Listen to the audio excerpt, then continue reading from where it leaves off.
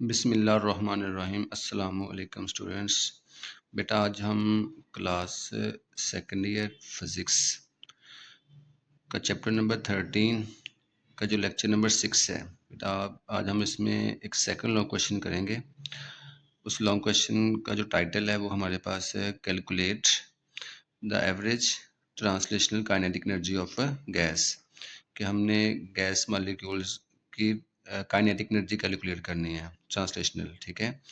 या वो ये कह सकते हैं कि शो दैट कि जो टेम्परेचर है वो काइनेटिक एनर्जी के डायरेक्टली प्रोपोर्शनल होता है, ठीक है। तो ये बेटा क्वेश्चन आपको दो तरह से एग्जाम के अंदर पूछ सकता है। या तो ये कहेगा कि आप इसकी average translational kinetic energy calculate करें, या वो ये कह सकता है कि आप शो दैट करें कि जो टेम्परेचर है वो काइनेटिक एनर्जी के डायरेक्टली प्रोपोर्शनल होता है, ठीक है। तो बेटा हमने लास्ट लेक्चर में एक फार्मूला ड्राइव किया था, वो हमारे पास क्या था, P V is equal to 1/3 N M average velocity का स्क्वायर था। ये फार्मूला आपने लास्ट लेक्चर में ड्राइव किया था। इसके बाद इसे आपने क्वेश्चन नंबर 1 बोल देना है। हमारे पास जनरल गैस क्वेश्चन क्या होती है, P V is equal to N R T. तो बेटा आपने क्या क्या करना है, आपने इन दोनों क्वेश्चंस को कंपेयर कर लेना है। हमारे पास फर्स्ट क्वेश्चन क्या है, P V is equal to 1/3 N M V square, और सेकंड क्वेश्चन हमारे पास है P V is equal to N R T. इन दोनों को कंपेयर कर लेंगे। तो ये हमारे पास कंपेयर करने के बाद ये हमारे पास बनेगी एन आर टी, ये वाली क्वेश्चन आ गई, और ये हमारे पास फर्स्ट क्वेश्चन आ गई 1/3 N M V square. Clear है। अब यहाँ से बेटा हमने इसको थोड़ा सा रीअरेंज करना है। 3 को हम ऊपर ले आएंगे, इधर आके से मल्टीप्लाई हो जाएगा। 3 को ऊपर ले आए हैं, इधर आके से क्या हो जाएगा, मल्टीप्लाई हो जाएगा, और ये फैक्टर हमारे पास एज इट इज़ है नीचे आ जाएगा। क्लियर है। इस वी स्क्वायर को आपने वी आर एम एस का स्क्वायर कहते हैं। एवरेज यहाँ से आपने ख़त्म करना है और इसको आपने आर एम एस का नाम दे देना है। क्लियर है। अच्छा, इसके बाद हमने यहाँ से V R M S square निकालना है। इधर एन क्या हो जाएगा, इसके ऊपर डिवाइड हो जाएगा। तो ये हमारे पास क्वेश्चन बन जाएगी, एन को आपने इधर आके डिवाइड कर देना है इसके ऊपर। इसके बाद बेटा हमने पहले पढ़ा है कि जो हमारे पास एन ओवर एन है that is equal to Avogadro number. ये हमारे पास एवोगैड्रो नंबर के बराबर होता है। तो एन ओवर एन को आपने क्या बोलना है, एवोगैड्रो नंबर बोलना है। इसके बाद जो के beta that is Boltzmann constant, ये हमारे पास जनरल गैस कांस्टेंट और एवोगैड्रो नंबर को डिवाइड करने से आता है। ये एमसीक्यू भी याद रखना है कि जो के बी होता है वो आर ओवर एन ए के बराबर होता है। इसे बोलते हैं बोल्ट्जमैन कांस्टेंट। ये दोनों वैल्यू आगे इस्तेमाल होंगी, इनको आपने अच्छे तरीके से अपने ज़हन कर लेना है। इसके बाद इसी क्वेश्चन को हमने अगेन यहाँ लिखा है M V R M square 3 RT over N. अब देखिए एन ऊपर है, हम एन को इस कैपिटल एन के बटे में ला सकते हैं, ये फिर ऊपर जाकर क्वेश्चन एज इट इज़ बन जाएगी।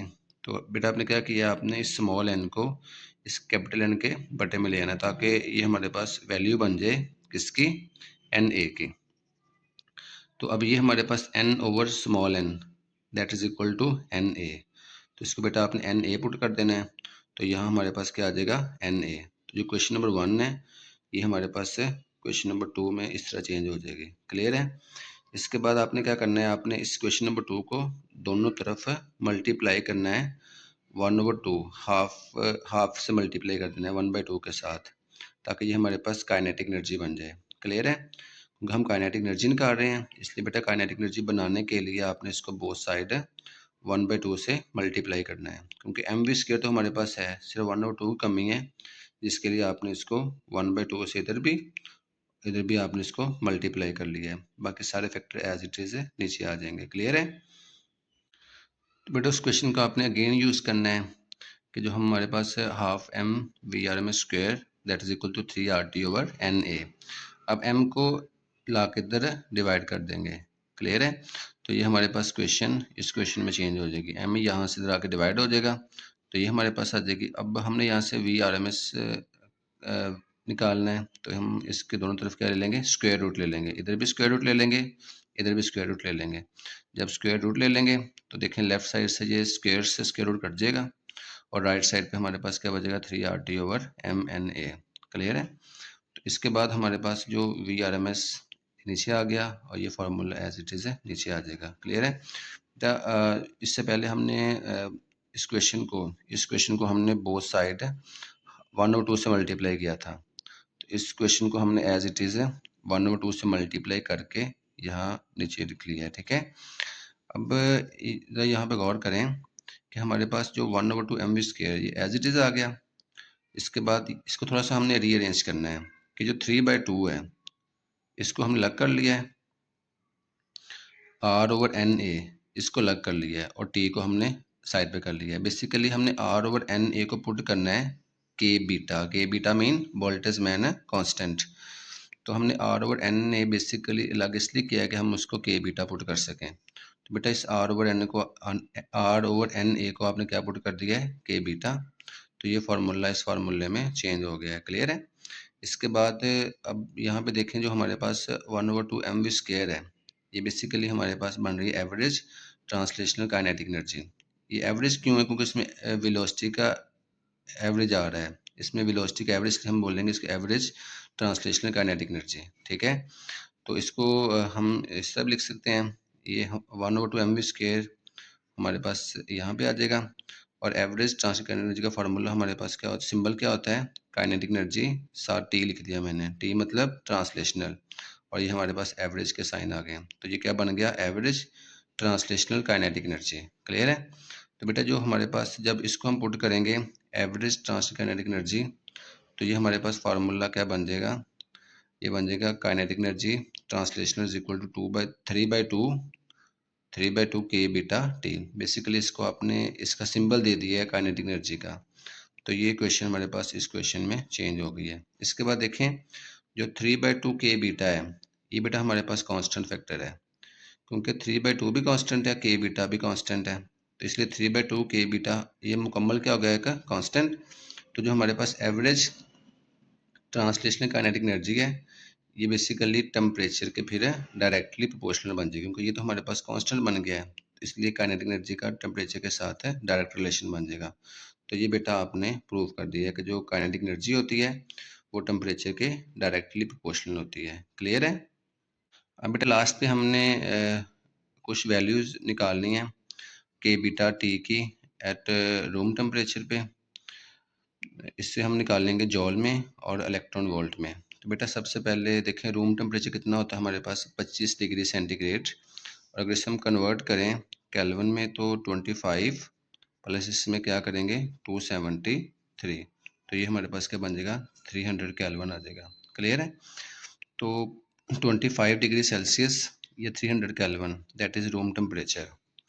तो के बीटा हमारे पास हम इसको हमने बेसिकली के बीटा टी की वैल्यू निकालनी है।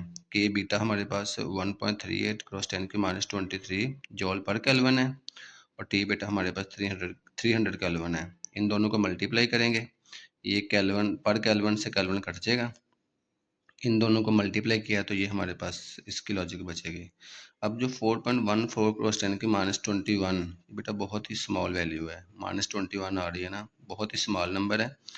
तो इसे हम जॉल के बजाय इलेक्ट्रॉन वोल्ट में यूज़ करना मुनासिब समझेंगे, ठीक है। कि जॉल भी एनर्जी का यूनिट है, इलेक्ट्रॉन वोल्ट भी एनर्जी का यूनिट है, इसलिए स्मॉल फैक्टर्स को हम इलेक्ट्रॉन वोल्ट में कंसीडर करते हैं। तो हमें पता है कि जो 1 इलेक्ट्रॉन वोल्ट होता है that is equal to 1.6 cross 10⁻19 joule. अब बेटा आपने के बीटा को इलेक्ट्रॉन वोल्ट की टर्म में शो करवाना है, तो क्या करना है आपने के बीटा की जो वैल्यू है 1.38 क्रॉस 10⁻23 जॉल पर केल्विन, इसको आपने 1 इलेक्ट्रॉन वोल्ट पे तकसीम कर देना है, डिवाइड कर देना है। तो जब डिवाइड करेंगे तो जॉल से जॉल कट जाएगा, 1.38 और 1.6 किया तो ये हमारे पास आ गया 0.8625। ऊपर जाकर पावर क्या हो जाएगी, प्लस हो जाएगी -23 में, इन दोनों को प्लस माइनस माइनस -4 बचेगा। तो 0.8625 क्रॉस 10⁻4 इलेक्ट्रॉन वोल्ट पर केल्विन। या इसे बेटा थोड़ा सा स्टैंडर्ड फॉर्म में करें आप तो 8.622 क्रॉस 10 की पावर एक डिजिट मूव किया हमने इधर, तो इसमें क्या करेंगे एक माइनस कर देंगे, तो वो हमारे पास -5 हो जाएगा इलेक्ट्रॉन वोल्ट पर केल्विन। तो अब बेटा हमने के बीटा निकाल लिया इलेक्ट्रॉन वोल्ट की फॉर्म में, अब इसको निकाल लें टी की फॉर्म में। तो सेम एज के बीटा की वैल्यू अब अपने यूज़ करनी है 8.62 क्रॉस 10⁻5 इलेक्ट्रॉन वोल्ट पर केल्विन, और टेम्परेचर कितना हमारे पास था 300 केल्विन, ये पर केल्विन से केल्विन कट जाएगा, तो ये बेटा हमारे पास के बीटा टी आएगा 0.026 इलेक्ट्रॉन वोल्ट। अब ये बेटा बेसिकली आपको शॉर्ट क्वेश्चन पूछ सकता है वो आपसे कि calculate the value of K beta T in terms of electron volt या in terms of joule. In terms of joule पूछेगा तो बस आपने यहाँ तक करना है इसको, in terms of electron volt पूछेगा तो बेटा इसको आपने यहाँ तक करना है। और अगर ये एग्जाम में आपको लॉन्ग क्वेश्चन आता है फिर इसको बेटा आपने शुरू से लेके यहाँ तक इसको आपने कंप्लीट करना है। तो उम्मीद है आप लोगों को समझ आई होगी। इंशाल्लाह मिलते हैं नेक्स्ट लेक्चर में। ओके, अल्लाह हाफिज़।